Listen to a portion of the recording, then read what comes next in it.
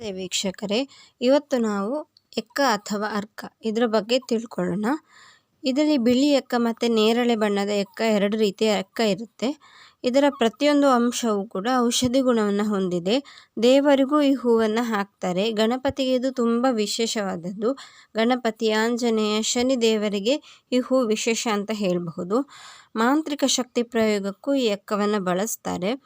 ಆಯುರ್ವೇದ ಹಾಗೆ ಜ್ಯೋತಿಷ್ಯದಲ್ಲಿ ಇದಕ್ಕೆ ವಿಶೇಷವಾದ ಸ್ಥಾನಮಾನವಿದೆ. ವಾಸ್ತುದೋಷವನ್ನು ಕೂಡ ಈ ಎಕ್ಕ ನಿವಾರಣೆ ಮಾಡುತ್ತೆ. ಹಾಗೆ ಇದರಲ್ಲಿ ಬಿಳಿ ಎಕ್ಕ ತುಂಬ ಶ್ರೇಷ್ಠವಾದದ್ದು. ಮನೆ ಹತ್ತಿರ ಇದನ್ನು ನೆಡೋದ್ರಿಂದ ತುಂಬ ಒಳ್ಳೆಯದು ಅಂತ ಹೇಳ್ತಾರೆ.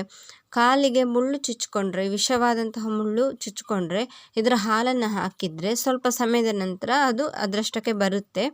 ಹಾಗೆ ಚೇಳು ಕಚ್ಚಿದರೆ ಕೂಡ ಇದರ ಹಾಲನ್ನು ಹಾಕಬಹುದು. ಕೀಲು ನೋವು, ಸ್ನಾಯು ಸೆಳೆತ ಇದ್ದರೆ ಇದನ್ನು ಬಳಸಬಹುದು. BP ಮತ್ತು ಶುಗರನ್ನು ಕೂಡ ಇದು ಕಂಟ್ರೋಲ್ ಮಾಡುತ್ತೆ. ಈ ಒಂದು ಎಕ್ಕ ಗಿಡ ಮನೇಲಿದ್ದರೆ ಆರೋಗ್ಯ, ಐಶ್ವರ್ಯ ಸಮಸ್ಯೆ ಇರುವುದೇ ಇಲ್ಲ ಅಂತ ಹಿರಿಯರು ಹೇಳ್ತಾರೆ. ಅಂದರೆ ಅಷ್ಟು ಶ್ರೇಷ್ಠವಾದದ್ದು, ಅಷ್ಟು ಔಷಧಿ ಗುಣಗಳನ್ನು ಹೊಂದಿದೆ ಅಂತ ಅರ್ಥ. ಇದರ ಒಣಗಿದ ಹೂವಿನ ಹುಡಿಗೆ ಕಲ್ಲುಪ್ಪನ್ನು ಸೇರಿಸಿ ತಿನ್ನೋದ್ರಿಂದ ಅಸ್ತಮ, ಕೆಮ್ಮು, ಶೀತ ಎಲ್ಲ ಪರಿಹಾರವಾಗುತ್ತೆ. ಇದರ ಹೂವು ಮತ್ತು ಬೀಜಗಳು ಹೊಟ್ಟೆಗೆ ಸಂಬಂಧಿಸಿದ ಕೆಲವು ಕಾಯಿಲೆಗಳಿಗೆ ಔಷಧಿಯಾಗಿದೆ ಅಂತ ಹೇಳಿದರೆ, ಮಲಬದ್ಧತೆ, ಗ್ಯಾಸ್ಟ್ರಿಕ್, ಜೀರ್ಣಕ್ರಿಯೆಗೆ ಇದು ಔಷಧಿಯಾಗಿ ಬಳಸ್ತಾರೆ.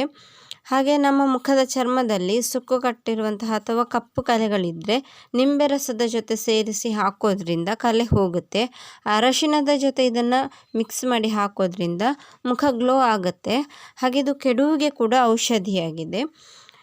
ಇನ್ನು ಒಂದು ಮುಖ್ಯ ಅಂಶ ಏನು ಅಂತ ಹೇಳಿದರೆ, ಎಕ್ಕದ ಎಲೆ ಬಿಡಿಸುವಾಗ ಅದರ ಹಾಲನ್ನು ತೆಗೆಯುವಾಗ ಕಣ್ಣಿಗೆ ರಟ್ಟದೇ ಇರೋ ಹಾಗೆ ನೋಡ್ಕೊಳ್ಬೇಕು. ಯಾಕಂದರೆ ಇದು ಕಣ್ಣಿಗೆ ತುಂಬ ಹಾನಿಯನ್ನು ಮಾಡುತ್ತೆ, ಹಾನಿಯಾಗುವಂಥ ಸಾಧ್ಯತೆ ಇದೆ. ಅದಕ್ಕೋಸ್ಕರ ಹಾಗೆ ಬಹಳಷ್ಟು ಆರೋಗ್ಯಕಾರಿ ಅಂಶವನ್ನು ಈ ಎಕ್ಕ ಹೊಂದಿದೆ ಅಂತ ಹೇಳಬಹುದು. ದನಗಳಿಗೆ, ಮೇಕೆಗಳಿಗೆ ಅಜೀರ್ಣ ಆದರೆ ಇದರ ಸೊಪ್ಪನ್ನು ಬೇಯಿಸಿ ಕೊಡೋದ್ರಿಂದ ಅದು ನಿವಾರಣೆ ಆಗುತ್ತೆ. ಈ ಎಕ್ಕ ರೋಡ್ ಸೈಡಲ್ಲಿ, ದೇವಸ್ಥಾನಗಳಲ್ಲಿ, ಕೆಲವು ಗಾರ್ಡನ್ಗಳಲ್ಲಿ, ಕೆಲವು ಮನೆಗಳಲ್ಲಿ ಕೂಡ ನೋಡಬಹುದು. ಸೊ ಈ ವಿಡಿಯೋ ನಿಮಗೆ ಇಷ್ಟ ಆಗಿದ್ದರೆ ಲೈಕ್ ಮಾಡಿ, ಶೇರ್ ಮಾಡಿ. ಯಾರ್ಯಾರ ಮನೆಯಲ್ಲಿ ಇದೆ ಅಂತ ಹೇಳಿ, ನೀವು ಯಾವುದಕ್ಕೆ ಬಳಸ್ತೀರ ಅನ್ನೋದನ್ನು ಕಮೆಂಟ್ ಮಾಡಿ. Thank you.